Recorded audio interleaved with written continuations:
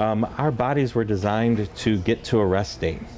Not just, and we force it, with alcohol, food, you eat so much you don't want to do anything. And if we can find that balance, there's a lot of things that happen. It's like that parasympathetic state, rest and digest, plan for the future, connect. You think about relationships, you think about your legacy. It's like, what do I want to pass on to my kids? Where you're in an anxious state, you're like, oh, I need to find a spouse, I need to get kids, I need to do these things to, because it's like, that's what I'm supposed to do.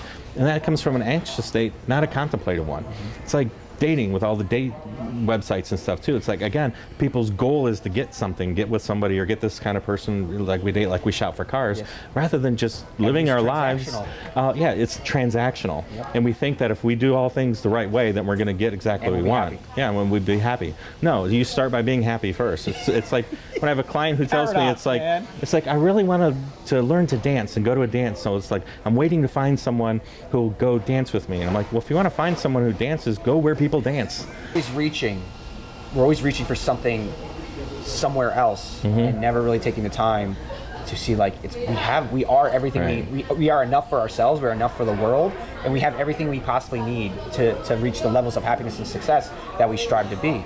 So that being said, if there was a sage piece of advice you give a transitioning veteran right now, what would it be? You got to work on your story, and you got to be connected to others. Mm-hmm.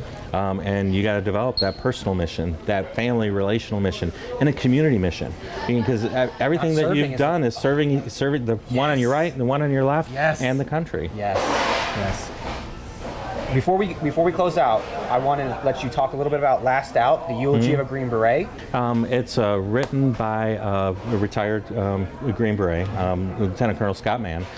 The play is phenomenal. I mean, it's like, anyone who is has a military background, has family in the military, you've been deployed, there's so many aspects you can relate to it. And it's focused on the individual and their family and their relationship with their family throughout the whole play. But there's just so many other nuances and stuff that people can relate to and connect to. And one of the things that Scott's doing is he's not just telling his story and his family story, he's telling everyone's story.